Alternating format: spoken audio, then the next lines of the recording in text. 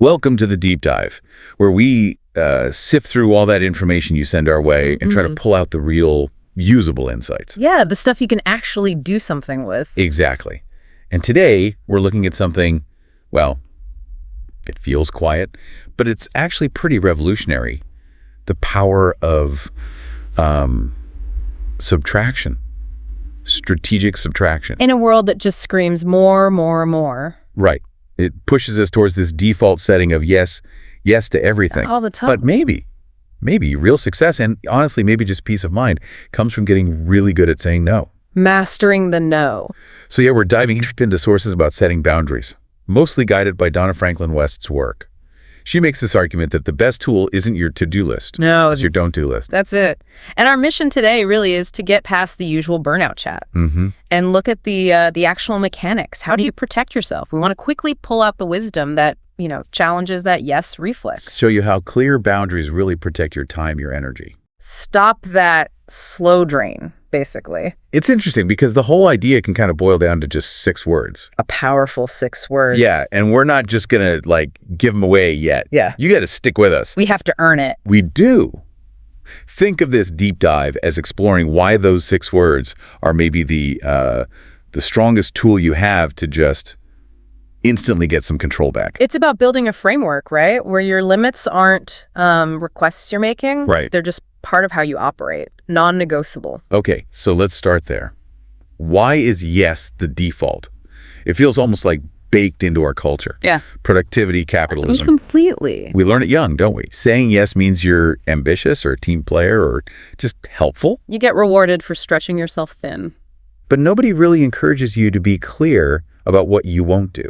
That's just not part of the conversation. And that is the engine driving so much burnout today. If you don't have that clear don't-do list, You're basically telling everyone Just shelf it. that you're always available, infinitely. so when you say yes to that committee, that late email, that favor, you're saying no to other things implicitly. Things that actually sustain you. Exactly. No to rest, no to focused work, no to being fully present for what really matters to you. And here's a key thing from the sources, the impact it has on trust. We think boundaries are selfish, right? That's the common idea. A guilt factor. But the paradox is not having boundaries can actually make you seem less reliable. Absolutely. The sources really highlight this. The person who's always overcommitted, they eventually become the burned out no-show. Right? Missing deadlines, flaking on plans. Always apologizing, rescheduling. That inability to follow through consistently because you're spread too thin, it just chips away at people's confidence in you. So boundaries aren't selfish at all. No. They're protective. They let you say yes only to what you can actually deliver on and deliver well. They shift you from being like the chaotic martyr to the dependable person, the focused colleague or friend people can count on. And that inconsistency, it shows up everywhere, doesn't it? Sucking your energy slowly. In really subtle ways sometimes. Yeah, think about those examples we found. Saying yes to hosting that big family thing when you just don't have the bandwidth. And then just simmering with resentment the whole time. Or taking on volunteer stuff just because you feel guilty saying no. Oh, the guilt-driven yes. That's a killer. And maybe the heaviest one. Carrying the emotional weight for other people. Their problems, their crises. Things that aren't actually yours to fix. These are like the silent contracts we make, right? Yeah. We agree because we want to avoid that awkward moment of saying no. That short-term discomfort. Yeah. We fear disappointing someone right now, so we sign up for long-term resentment instead. It's a terrible trade-off. So the key takeaway here, and this really needs to land for you listening. Yeah. Saying no isn't a character flaw. It's not failure. It's self-respect. It's necessary for being consistent. Okay, so if the pain of always saying yes is so bad long-term, why is it so hard to just stop? Well, the emotional barrier is high, isn't it? We're just socially programmed to seem available. Performative availability. Exactly. There's the fear of missing out, FOMO, or, in a work context, the fear of looking like you're not cooperative. That's real. Especially for high achievers. Definitely. They feel like saying no might mean missing that next step up the ladder, that big chance. Which brings us right to this idea of the clarity breakthrough from the sources. It's based on the author's own story. A really relatable one. Yeah, she talks about hitting a wall, just her absolute breaking point. She was that person saying yes to everything. The classic people pleaser pattern. Detailed training manuals needed by tomorrow. Yes. sitting in on meetings totally unrelated to her job. Yes. Every optional committee. Yeah. Yep. She thought that was the way you get ahead. And what she was actually doing was teaching people her time wasn't valuable. Oof. She was teaching them she was the dumping ground, easy to offload tasks onto. So she ends up buried under stuff that had zero connection to her actual goals. Until that breaking point, that moment of clarity. And this is so important for you to hear. Your actions teach people how to treat your time. You set the precedent. So the moment came. She gets asked to do another thing, totally outside her job description. But this time, Something snapped. instead of the usual apologies, oh, I'm so busy, I wish I could, but she just used a simple phrase, very direct. Okay, what was it? She said, that's not something I do. Okay. Notice the difference there. Right. She didn't say, I can't do that. That implies maybe later, or it's just temporary. Yeah, like a capacity issue right now. But saying, that's not something I do, that frames it completely differently. It's like a statement of identity, a rule. This is how I operate. It turns it from a negotiation into a boundary. Simple as that. And the outcome is what really cuts through all that anxiety about, professional fallout. What happened? Did she get sidelined? No. People respected it. She actually said she didn't lose opportunities. She gained respect. She gained clarity because suddenly her focus was obvious, undeniable. And that makes sense. Confidence in your boundaries, that often earns respect. If you're wishy-washy or apologetic, People push. they sense an opening. But state it clearly, calmly, you just remove the debate. The challenge, though, and the sources admit this, It's hard in the moment. saying that clear no often feels emotionally tougher right then than just sighing and doing the thing you didn't want to do. But if you dodge that discomfort, if your boundaries are vague or just implied, People fill in the gaps themselves, don't they? yeah, they'll lean on you more or just assume you'll handle stuff you never actually agreed to. That silence, that lack of clarity, it creates this kind of default obligation where none should exist. It's dangerous. So how do we shift from that reactive kind of painful no to something more proactive, more powerful? Well, that leads us right to the tool itself. Like don't list. Exactly. We love our to-do list, right? Yeah. Crossing things off feels good. Yeah, the dopamine hit. But the don't list, that's where the real strength is. Quiet strength. And this isn't just some abstract idea. The source material gives a really powerful personal example about family stuff. Which is often the hardest place to set boundaries. Totally. The author talks about hosting Thanksgiving every single year. Right, I remember this. For like 40 or 50 people. Yeah, just add a habit. It was the silent agreement.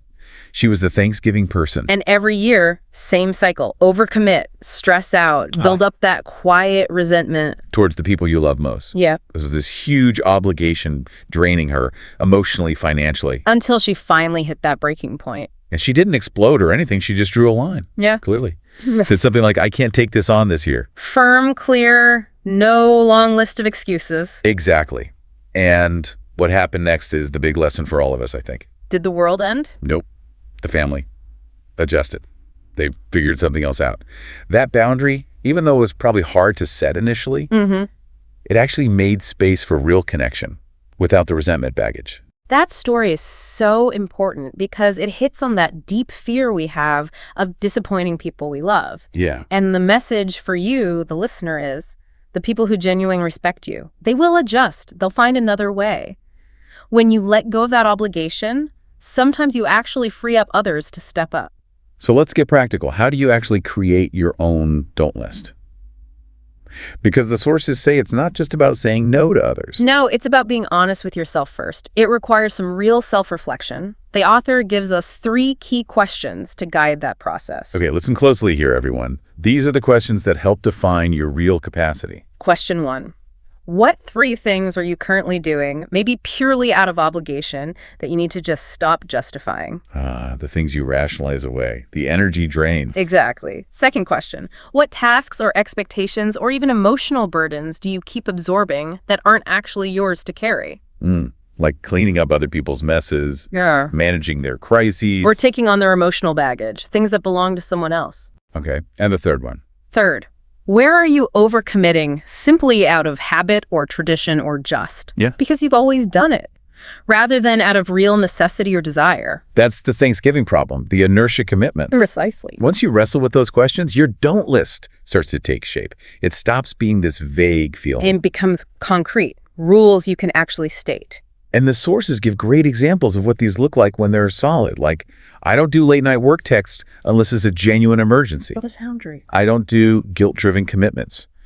Meaning, if guilt is the only reason for the yes, the answer has to be no. Powerful. And maybe I don't do conversations or meetings that just drain me without any clear purpose or solution. The benefit of having this list, this clarity, is just radical honesty, both with yourself and others. Right. When those lines are clear and you stick to them, you stop needing the long explanations. You stop stretching yourself thin.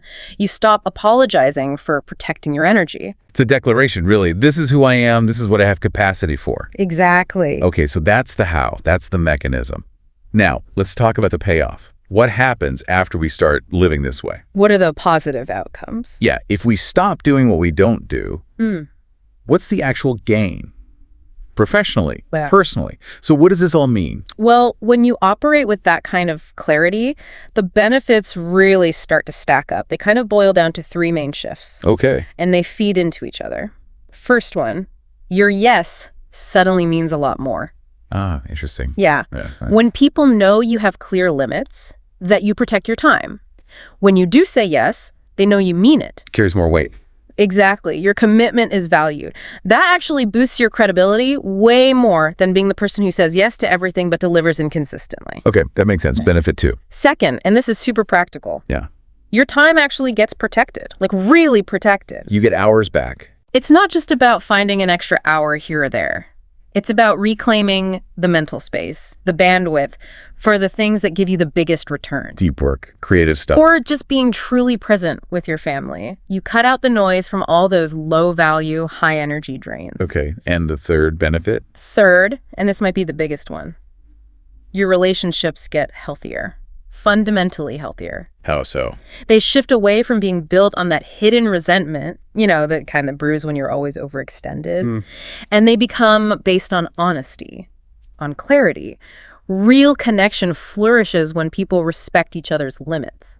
It's interesting, the bigger picture here. Yeah. Boundaries don't actually push people away, do they? Not the right people. They act more like a filter. Yeah. They clear out the clutter, making room for the right opportunities, the right people, because you're not scattered anymore. You're sending out a clear signal of purpose. And the chaos just kind of falls away. When you say, I don't do what I don't do, you're not being difficult. You're being intentional. You're using subtraction to create space for what matters. Wow. This deep dive really brings it home, doesn't it? The core message is a good life isn't about frantic activity, doing more, faster. No. It's about knowing what's truly important and then having the courage and the words to cut out what's not. And that brings us back to those 6 words, the master takeaway. Say again. You don't do what you don't do. Simple. Embrace that. Make it part of your operating system. It's not weakness. It's not being rigid. It's wisdom. It's self-knowledge. It's respecting your own limits. And we'll leave you with this final thought, pulled from the sources. Boundaries aren't walls to keep everyone out. Think of them more like doors. Doors that let the right things in. Yeah. But if you leave all the wrong doors wide open all the time, Your focus is scattered. Your energy is drained. then the right doors, the ones leading to your real priorities, they stay closed. There's just no room. You have to close the wrong ones first. So, based on everything we've explored today, here's the challenge for you. What's one thing, just one thing, an obligation, a habit, a commitment that you were finally ready to put on your own don't list, starting today? Think about it. Write it down. State it clearly, even if just to yourself first, and then close that door.